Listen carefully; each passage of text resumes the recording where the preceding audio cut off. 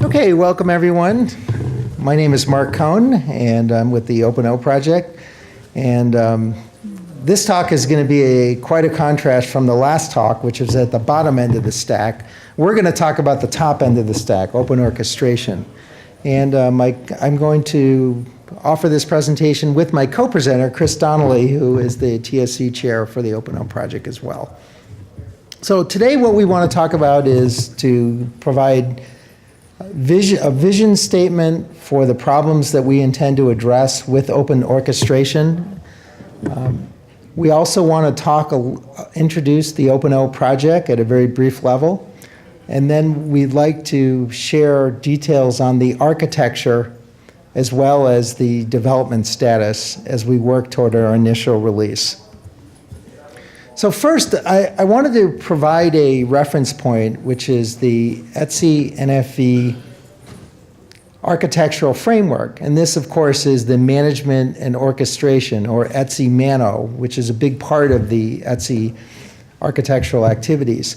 And when we wanted to address orchestration, we didn't want to simply look at the life cycle of VNFs and the management of VNFs, which is what MANO is all about. What we wanted to do is to address the broader picture. So there are some other areas that are involved in that. The first one is we need to integrate with the back-end systems of the major telecommunication operators. And this includes the operational support systems and the basic support systems, or business support systems rather, that are actually used to operate the carrier services, carrier customer relationships, and the overall carrier operations.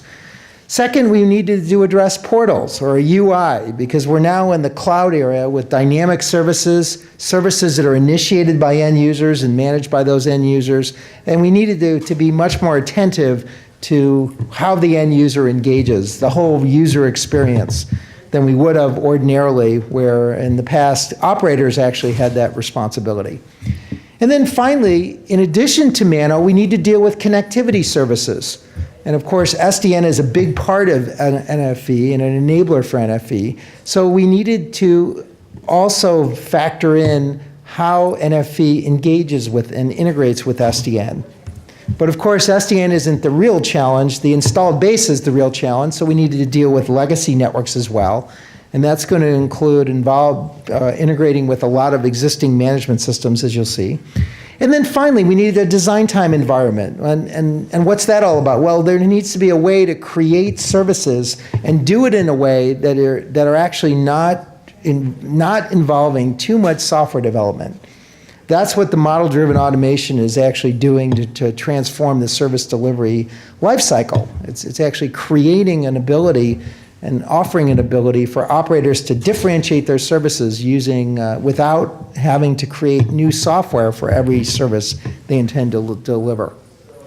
So what the problem space for open orchestration is to really deal with all of this.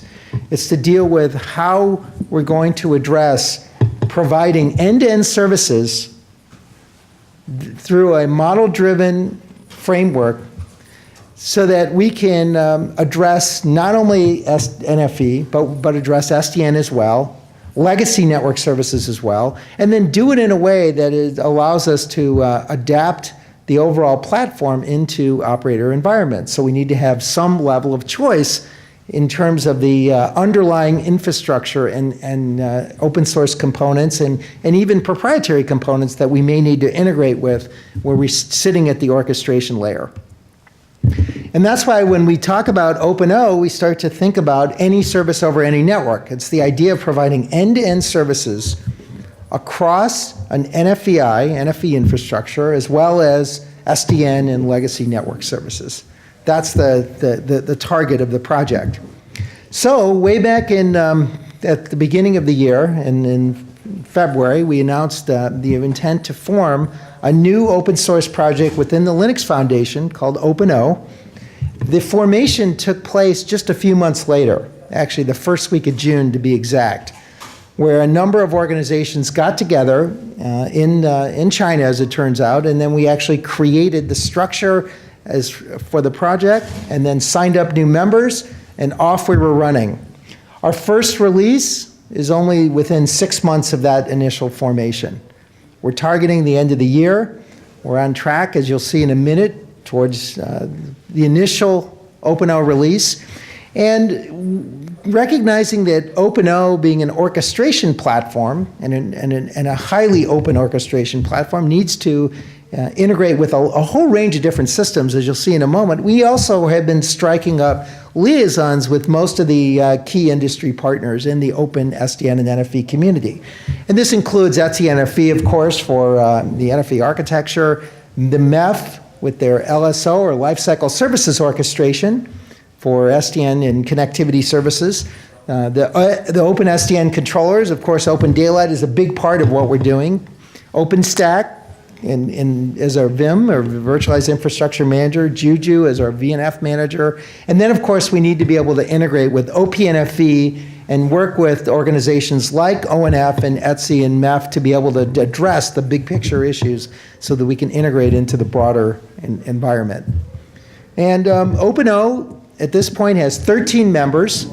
I'm showing these members a little differently than you might think about them, and that is to really put a spotlight on the fact that we're really a global project. And even the organizations who you might think of being constrained to a particular geography are actually providing resources across the globe within their internal organizations. And the other thing you'll notice with our premier members is that we have 3 operators. And these operators have been signed up front from the beginning. They participated, and they are providing a great deal of direction as we undertake not only creating a new open source project, but also evolving the methodology to address open source for large-scale deployment by telecommunication operators. We have 5 general members as well, and they span the globe in addition to our premier members. And the membership is actually very active in terms of promoting OPEN-O, but also being able to commit a significant number of developers, as Chris is going to point out in just a minute. And then the next thing I want to talk about is the role of the Linux Foundation. Why would this group of organizations, specifically some of the world's largest operators, some of the world's largest OEMs, come to the Linux Foundation to create a new open source project? Well, I think this audience knows as well as anyone.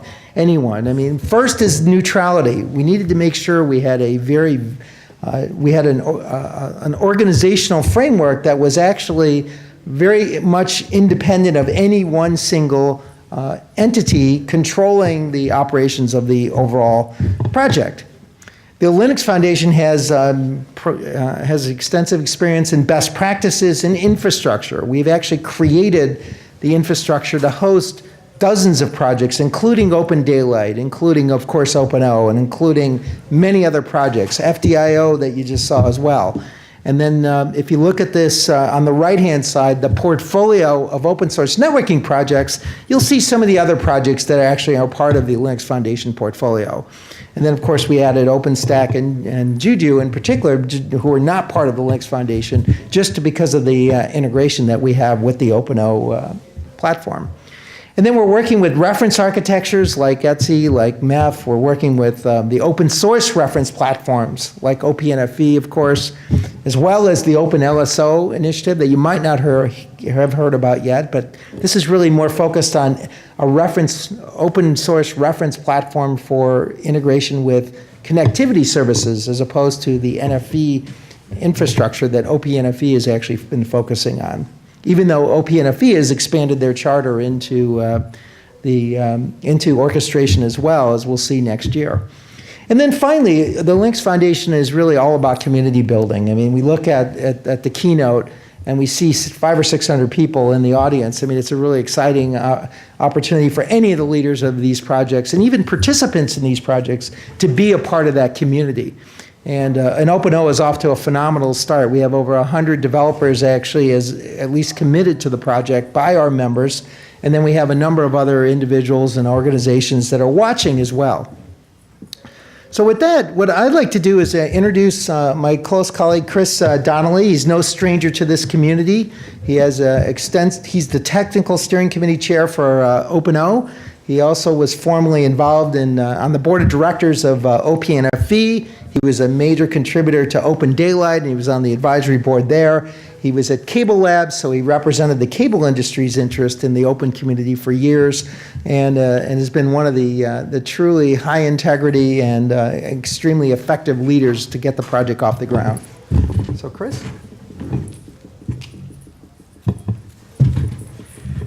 Thank you, Mark. I'd like to introduce the OPEN-O architecture.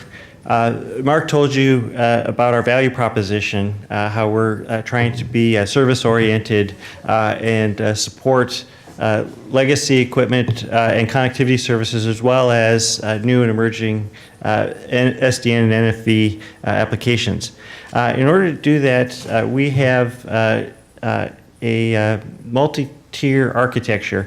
We start our orchestration services with GSO, Global Service Orchestrator. This provides end-to-end services view and connects up with OSS and BSS systems, as well as operator GUIs and end-user portals. From that, it decomposes the service and hands it off to either SDN-O for connectivity services or NFV-O for application services.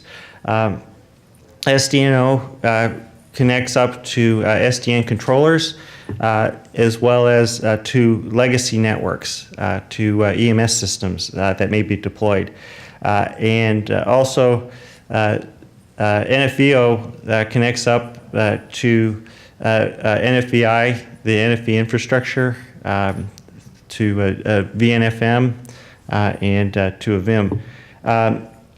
And we have a set of common services, such as a microservices bus, to connect all the components together, and integration and tools through an extensive integration lab.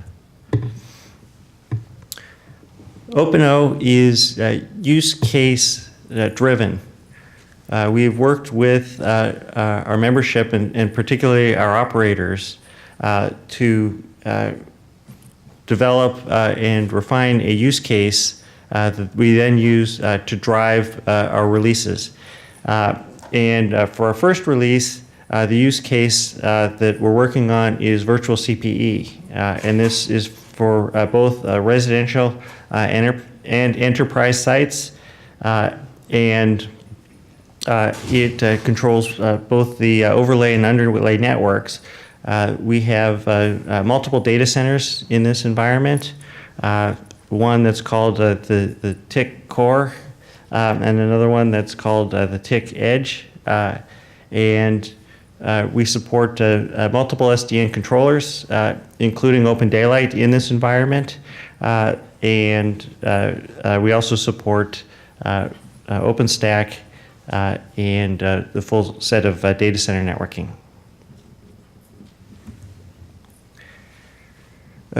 For release 1, we came together in Beijing back in May for a seed code workshop. 7 different companies brought forward contributions, which we worked into a plan for this first release that we plan to deliver by the end of the year. We have approved 7 different projects that we are currently working on. GSO, SDN-O, and NFV-O that I explained previously. Also, a project that we call Common Tosca, which is shared between GSO, SDN-O, and NFV-O and provides parser and workflow services, as well as a model designer and a catalog. We also have a set of common services. We have integration, which is ongoing, and we have a new project that we just approved a few weeks ago called VNF SDK. We want to create a common way for packaging and onboarding VNFs and to facilitate a marketplace similar to the Apple App Store or Google Play, where you can create VNFs, package them once, push them into a marketplace, and then have those VNFs downloaded and consumed within OPEN-O. And within each of these projects, we are committed to member diversity. We have at least 3 companies supporting each one of these projects. We have PTLs, project technical leads, from different companies for these different projects. So there is a wide range of diversity based on company, based on geography. We have people in China, in India, in Ireland, in the US, who are leading projects. And based on gender, half of our PTLs are women. And we are well underway for our first release. We have 7 projects that are currently in progress, 34 different repositories, more than 29,000 files, and more than 2 million lines of code. Not bad for 3.5 months. We're currently working with 125 developers, and we have more information on the wiki. I've included the URL here. And we just passed our M4 code freeze milestone 2 weeks ago, and we are going to hit our RC0 later this week.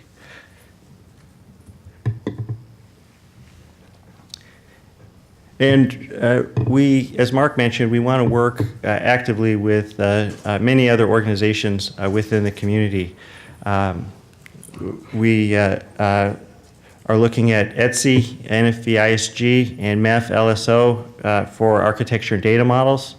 We're working with quite a number of open source projects, including OPNFV, where we have a brand new project called Opera to integrate OPEN-O with OPNFV, and with OpenStack and Open Daylight and ONOS as well, which we use both Open Daylight and ONOS as SDN controllers for the connectivity solutions. And as we develop, we are looking to create common information and data models, and we want to be working with the community to make sure that our interfaces clearly align. And for our initial release, we are integrating with Juju as our VNFM.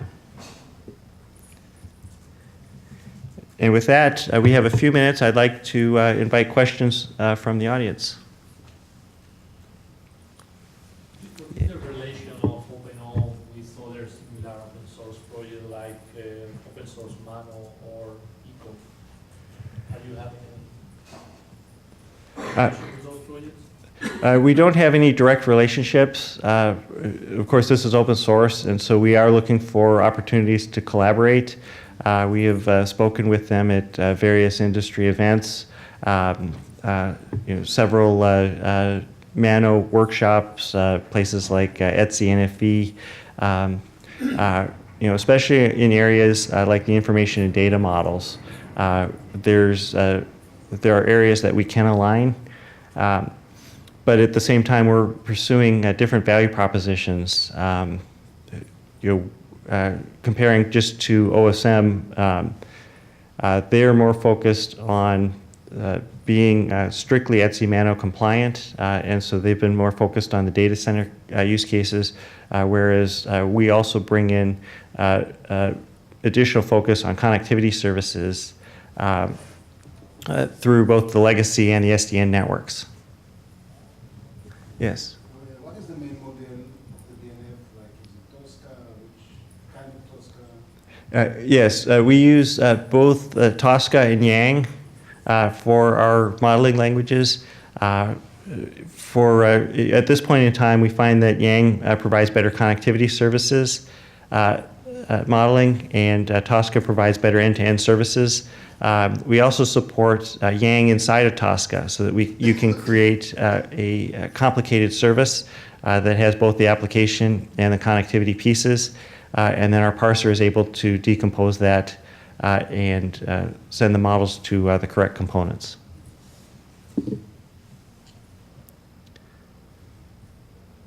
Any other questions? Great. I want to thank everybody for joining us, and I hope you check out our wiki and come work with us. We are definitely looking to engage with the Open Daylight community in particularly aligning our interfaces. We think that there's a lot of interesting work happening within Open Daylight on the northbound with the intent interfaces, and we're looking forward to further collaboration as we move forward. Thank you.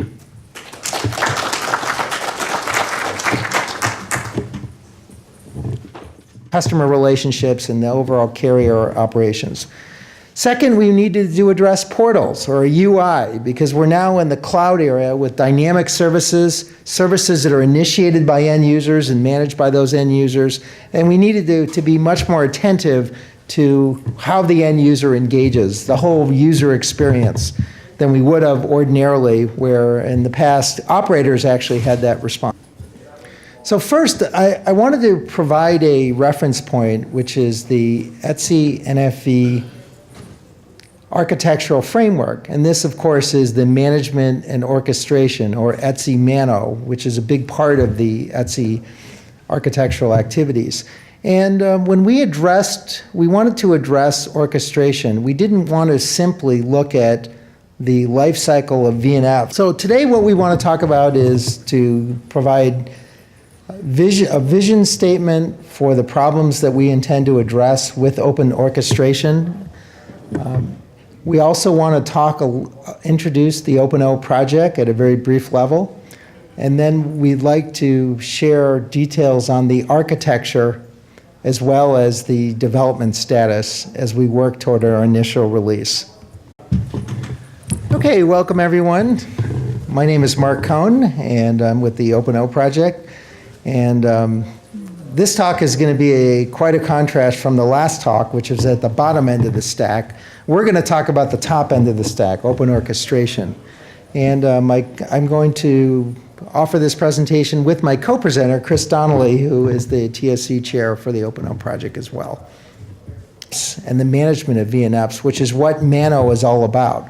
What we wanted to do is to address the broader picture. So there are some other areas that are involved in that. The first one is we need to integrate with the back-end systems of the major telecommunication operators. And this includes the operational support systems and the basic support systems, or business support systems rather, that are actually used to operate the carrier services, carrier